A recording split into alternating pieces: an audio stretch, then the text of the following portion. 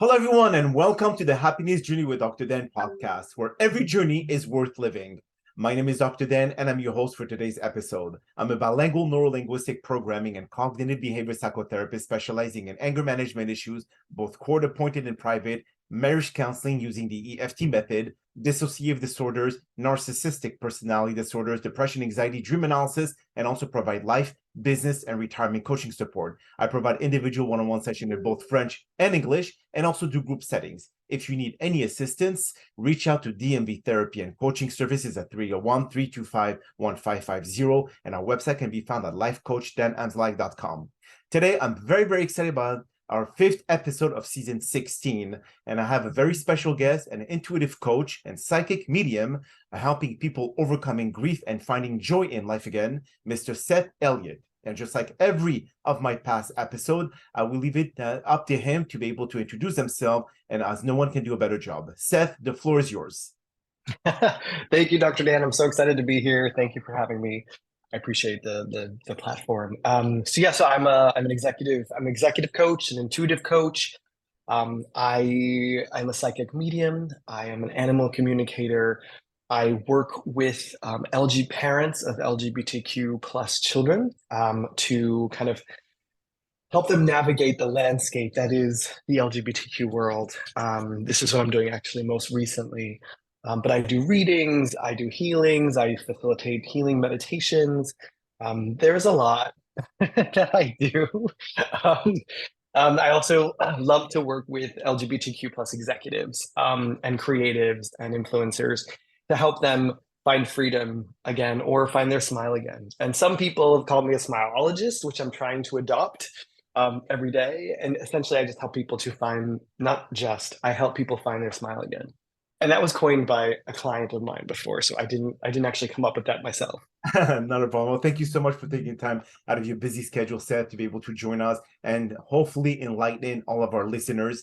We actually are past 1 million listeners for our happiness journey, so I'm very glad your presence will definitely increase the value of this podcast.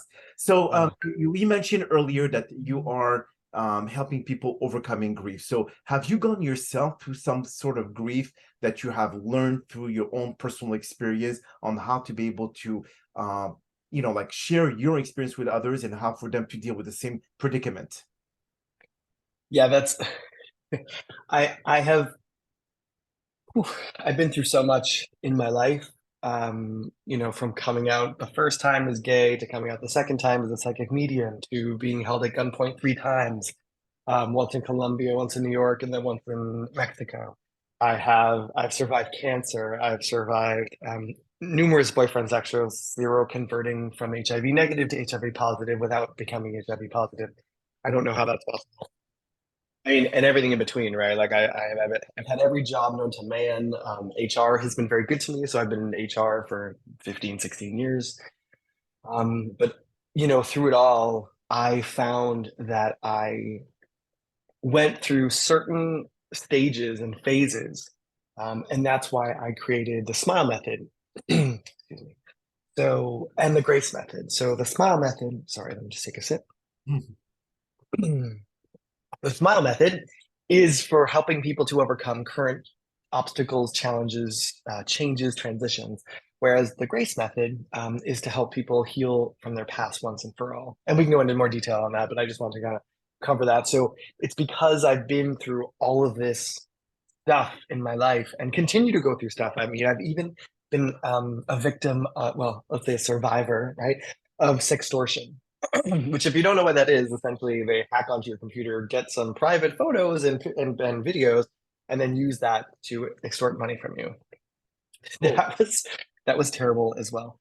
So all these things have shaped me and helped me to become the person I am, that I can actually smile, right? Like sometimes I feel like getting up out of bed is a blessing and a gift. Wow. Now, despite all the challenges that you face, now, how did you, because obviously when it becomes too overwhelming for people to deal with like a tidal wave of issues coming all at the same time, did you deal with one problem at a time, or it just came like I mentioned, like a tidal wave? And if so, how did you prioritize which issue to deal with first, and the others how to deal with them later? Sure. I think it's happened both ways. So sometimes, like the sextortion challenge just happened by itself, essentially. But I was not in the best place in my life, spiritually, I guess, either, or emotionally. So, but when a tidal wave comes, for me, it's about survival. And it's about in terms of priority and urgency, for me, it's do what's going to help you the most survive each day, right? So with the sextortion, I had to tell my husband, like, this is going on, right? And that was a very uncomfortable conversation. And I had to get digital forensics investigators involved, which was, again, very vulnerable, Um, and all of these things happened, but I knew that I had to get it done. So I knew that I had to be proactive. I knew that I had to, and I pretty much figured out that, like, I'm gonna put my emotions on hold. I mean, I know they're there. I know they're there. I'm going to move through them and activate them and move through them. But right now, I need to get logistics done. I need to be proactive and kind of triage what's going on. So for me, it's securing that which is most important to you, and being proactive and really taking some steps to start moving yourself forward, or in my case, start the legal process, or start before, because the emotions will come, the emotions will be there, and the emotions will come in their time. So how long did it take you to be able to solve that trauma in your life? I mean, the sextortion. I mean, was it something that was ongoing, or was it suddenly from one day to the other it disappeared? I wish. I wish that grief and trauma was like that. Well, what I haven't told you is that, I started to kind of flirt with this person online, and then that's how they kind of got into my computer and laptop. So it wasn't like the best situation for my marriage either. Even though, we're allowed to flirt with other people.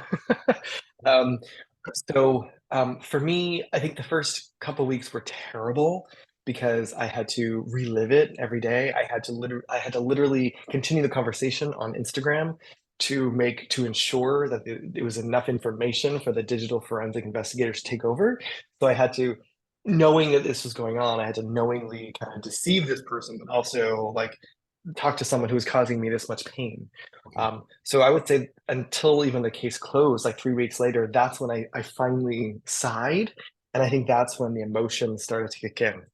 Immediately, I was numb. I mean, I was I was in such shock, right? That I had really no idea what to do.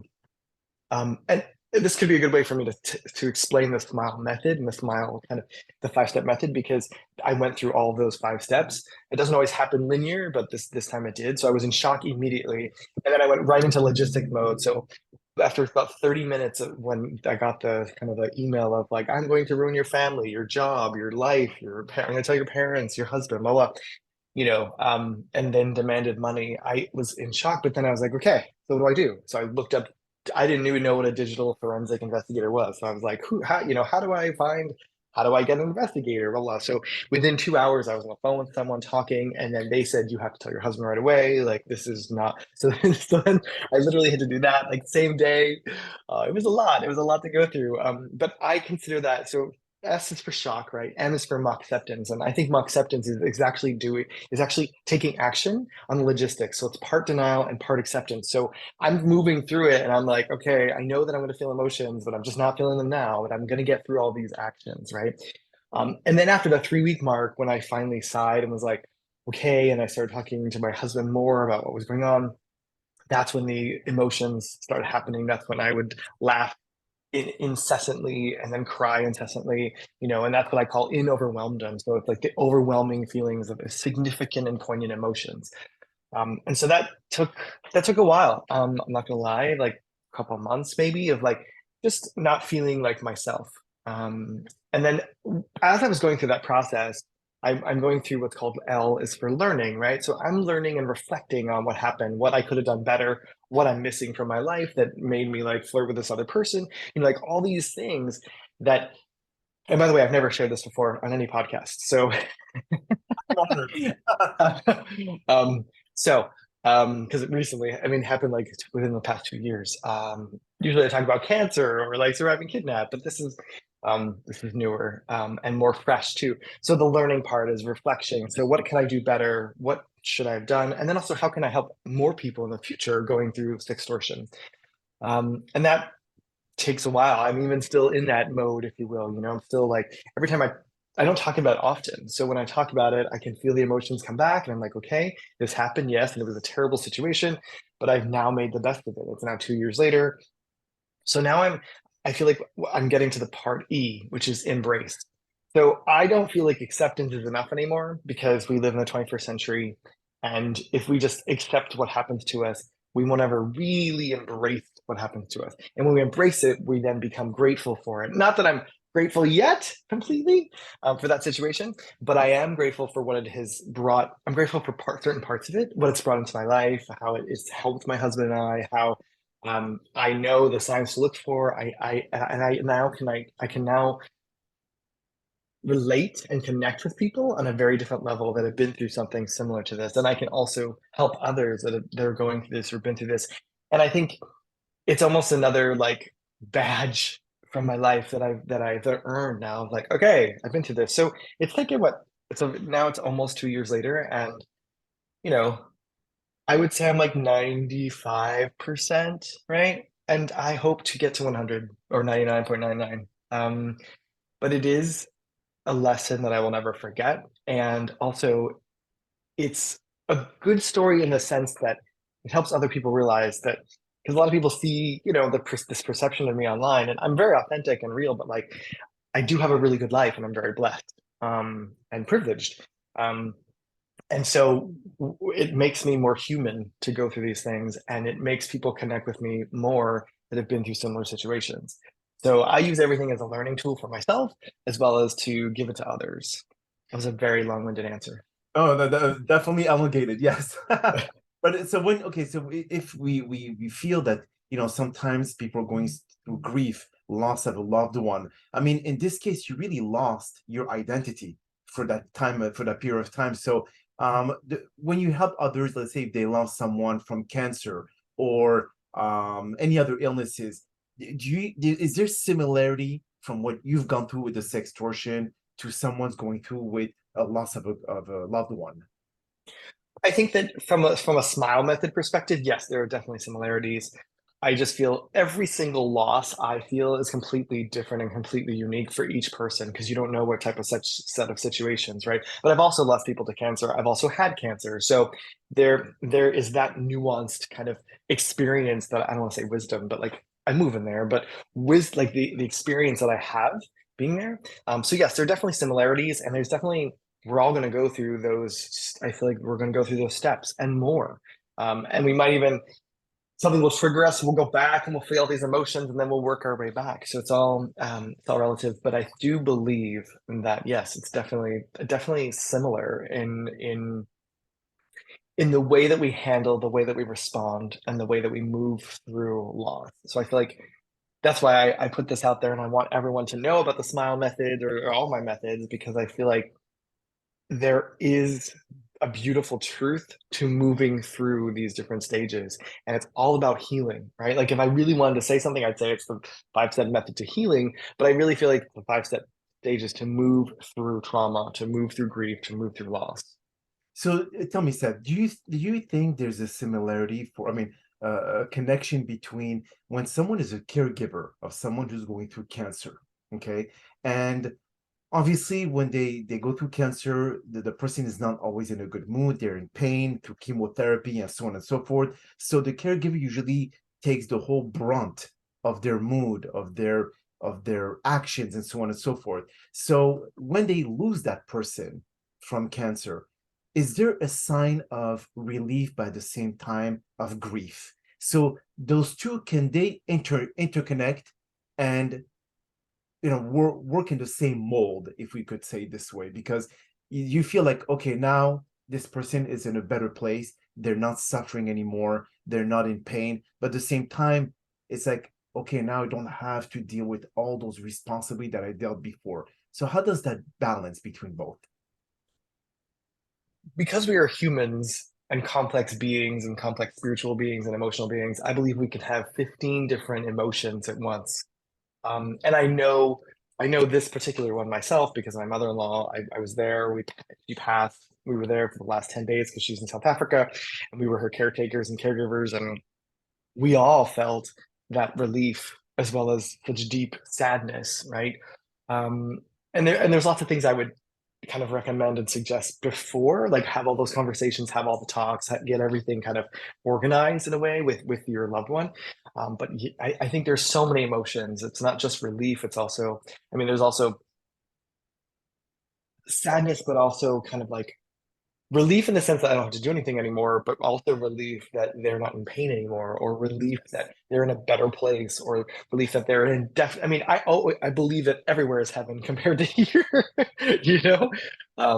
So yeah, I definitely believe, and we can be feeling all sorts of things when someone's passes as well. And even like a glimmer of hope, right? That because when you're caregiving, I know this from firsthand, like I know it gets to be so overwhelmingly intense and overwhelmingly kind of all the responsibility falls onto you. So there is this sense of like purpose, right? So that when they pass, you're like, okay, whoa, well, what do I do now, right? Like, what am I doing next? When really it's just, I think for the first couple of days, it's just one foot in front of the other. Um, but I believe that everyone goes through that. Well, everyone goes through that who's losing someone to cancer, right, or illness, because they can see the pain that they're going through and they're caregiving at the same time. So I believe that's one of the most common things I've seen actually for caregivers. But now everyone has a different relationship with the one who's ill.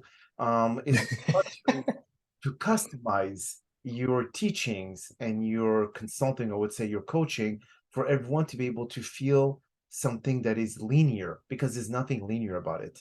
It's more like everyone will say, well, I was closer to that person, or I was not close enough, or I regret that I didn't spend too much time with this person, and so on and so forth. So when you help someone going through grief because of the loss of a loved one, is there a specific step or like kind of a process that you put them through to be able to learn to accept, to embrace, to do all of this and not feel any guilt, thinking that I should have given more time, I should have given more care, I should have done that, or I should have done this? Is there a way for people, especially our listeners that are going through this kind of process right now, to be able to kind of aid them, to help them cope with those changes they're going to encounter in the next few months or until the person deceased? Ooh, we were like two or three questions in one there. So So when I work with someone, I take the whole kind of picture, right? So I talk to them and I get the whole picture, and then I decide whether I'm going to work with them on levels of awareness, because I also have a bunch of levels of awareness. It's a talk that I give to companies, or I take them through Smile method, or I take them through the Grace method, which we haven't spoken about, but it's helped people through past, and then I help them. Sometimes I help them design their own kind of path and 5-step method towards moving through what they're moving through. But each person is completely unique, no matter what. So if so that I think that answers the first kind of question, part of that question. The second question is, if people are going through it now, I would, I'm like, run out and buy my book. No, just kidding. I think understand. I think awareness is key, to be honest, of where you are and how you are where you are. So some people I work with, I literally will do, I'm also a psychic, right? And a medium. So some people I work with and I give them a reading as we're coaching together. And sometimes I do it towards the beginning of our work together because I feel like I don't want to know that much about them. And then when I do the reading for them, I can understand, like, oh, okay, so it feels like you weren't as close as you would have liked, or I feel guilt right at the end of your rope, or sometimes it's 20 years before that and they're still battling with grief. And I'm like, and I tell them something about how the mother or father wanted to pass when they were outside the room, and they're like, how could you possibly know that? And it literally, I can see the 20 years of guilt just kind of dissolve into who they are and release. So there's definitely, like, I often recommend people wait 6 months for a reading, but sometimes there is just this beautiful kind of release when I talk to people. And so I help people figure out how they got to be where they are, figure out where they are on the spectrum of healing, and then help them to kind of move through the different aspects, the different phases of, and it could be more than five, right? But there could be 10. Um, but I really help them move forward in their life and move on with their life and kind of give them purpose and celebration, so it's a whole kind of beautiful process. Um, and then I think the last part of your question was basically how, like, words of wisdom, I guess, or words to like people that are going through it now. I mean, like, work for one, my thoughts and prayers are with you, and I'm sending you healing. Like, it's tough. I know it's tough. Um, Second thing is support, right? Like, find your support group around you, whether that's friends, other family members, or whether that's a therapist or a coach. I think that's really important. I think if you're not feeling any emotion, feel numb for a while, because that's normal too. The emotions will definitely come, the emotions will definitely be there, and you will definitely need to go through those emotions as well. Um, and work with someone, like talk to friends, share your experience, um, I also don't think that I mean, depending on the loss, it could take you months or a year or 2 years to kind of feel better about life in general, or it could take the rest of your life. Like, it depends on who you are. I don't want it to be the rest of your life, but if you get the proper kind of assistance, um, you will live a better life, with support or coach or therapy than you will if you don't take those actions. Absolutely. And I'm sure that our listeners are thinking the same thing that I'm thinking right now. I'm going to ask you a question. Is Okay. medium close to something that has to do with paranormal activities or supernatural, kind of like talking with the spirits? Is it Oh some? yeah. Okay, so yeah, so that's the question that I wanted to ask you. I said, if, so let's say some people feel that the spirit is still in the house after the person has passed away, is there a way for you to close that wormhole, if we would call it, like in the the universe, where Right. the person lives in peace and they no longer haunt the area where they're in? There's a lot of nuanced answers that I could give, but let's just say, if it's part of someone, if it's like your mother or your father or your relative, that's one thing, right? Because sometimes people want more connection with them, or some people actually feel them and they like feeling them. So that's a question. I think it's a more individualized question. But yes, to answer your question, yes, of course, there's a way to kind of close the wormhole. I can ask them to leave. Um, there's lots of different things we can do. I do feel that that's a very individualized question, in terms of, like, maybe they want them to be around, like, I have friends that are like, I wish I could talk to my mom every day. And I know I feel her, but, and I'm like, well, your mom is around you every day, so talk to her. Um, and some people don't want it at all, but they're having experiences. So I will kind of, if I'm talking to them, and they'll be like, you don't want these experiences anymore? You're sure you don't want these anymore? Yes. Have them come to me in my dreams. All right. So let's ask, all we can do is ask. But yeah, I've definitely helped remove spirits. See, there's another part of that too. Like, hauntings sometimes aren't necessarily the same family members or the same friends that we've lost, right? So that's a whole nother thing that I don't normally get into. I have other friends that do hauntings and stuff. But yes, there's always a way to get them out. So the haunting is more related to a poltergeist versus someone has to do with wanting to keep a loved one around. Then this is like more of the good spirits. Yeah, I think poltergeists are, let's say, so yes, there's good spirits. There's our family members and our friends and our people who we've lost. And there's people that are probably, well, there's also people that kind of are attached to the house or place or setting somehow. Then there's people that are, or entities that are just like mischievous, right? As well. And then I think there's darker ones, but I don't really get into that. Um, so yeah, I think there's a whole spectrum, right? But yeah, we can definitely, I mean, I've even had like mischievous, like poltergeists that I've gotten rid of when I was like 21 or 22, fun stories of me asking them to leave and then they left, so um yeah, yeah. That's a whole different podcast on its It's own. a whole different podcast. I would love to have you back, Seth, because I'm sure that we watch those movies on TV or those like so-called reality shows. We all know that's like 5% reality, 95% BS. But when you look at all those shows about the supernatural, the paranormal activities, I mean, is that something that you in real life as a psychic medium you would experience? You would see some of those situations that a family would experience something that is paranormal, and then you have to figure out exactly what kind of spirit they have inside the house. So I haven't personally done that very often in my life. My husband has done that more, and I have other friends that do that and do paranormal kind of activity stuff. The stuff that I've done and my husband has done more is kind of help investigators and police with murders and missing cases, like missing person cases.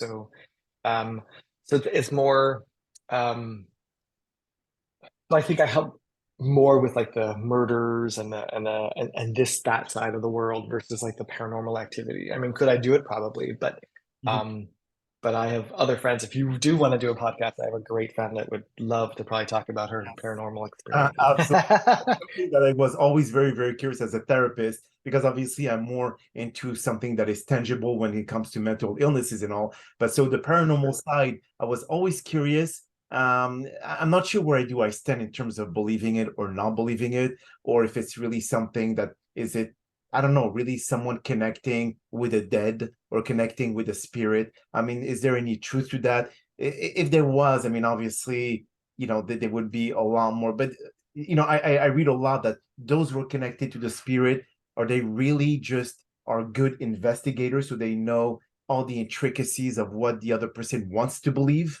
Because someone who's going through grief, they want to believe anything that you tell them, because Sure, they sure. feel that they're missing something. They contacted you because you're the professional, and they want to be able to hear what you want to give them. So you could come up with anything, and they will extract whatever they can believe from it and make it the whole thing. So that's what I mean. I truly believe that there's some truth behind it, but then again, it depends on who is behind all of this in terms of. Yeah. For example, for me, and I'm not here to make anyone a non-believer believer. I don't believe in that. What I love is like when I do a reading where I don't know anything, right? And I just tell them all this description and how the person died and what they were wearing and all this stuff. And they're like, how could you possibly know that? Like those are the details that I strive for as a medium because I feel like those kind of facts help with the entire reading. And by the way, like some people come to me years and years and years after, right? So like it's kind of a it's grief, but it's kind of more Curiosity. yeah, yeah. But I've never had anyone be like, "Oh my God, you're totally wrong." So, and I know the reality shows, but like my life is not a reality show. And I love giving back to people, and I love giving people hope. You That know. is that is beautiful. Well said. Unfortunately, that is all the time that we have for today's podcast. And I really Okay. appreciate you taking the time out of your busy schedule to join us. And thank you again for participating and inspiring our many listeners with your incredible story. Now, we hope that you've all enjoyed today's episode. And I'm also very excited about the many upcoming guests that we have scheduled for season 16 of the Happiness Journey podcast, filled with inspirational stories, just like the one that you listened today. Now, here are some concluding words of wisdom. Life is full of unexpected challenges, and one of the toughest is the profound grief that comes with loss. Now, whether it's the loss of a loved one or the end of a significant relationship, it can leave us feeling joyless. But even in the darkest moment, there is hope. Grief can reveal our inner strength and resilience. With time, patience, and self-compassion, we can heal and rediscover joy. Allowing ourselves to grieve is crucial. Embracing the pain and expressing our emotion authentically is okay. While grief may never fully disappear, we can integrate it into our lives. Honoring memories and carrying legacies forward help us heal. Now, as we heal, we open ourselves to new possibilities. Finding joy doesn't mean forgetting what we've lost, but embracing the present. Rediscovering happiness, nurturing passion, and redefining purpose are important. Now, the path is challenging but transformative, empowering us to honor both the past and future, but always focusing on the present. My name is Dr. Dan Amzallag, and you may all keep pursuing your amazing journey in life.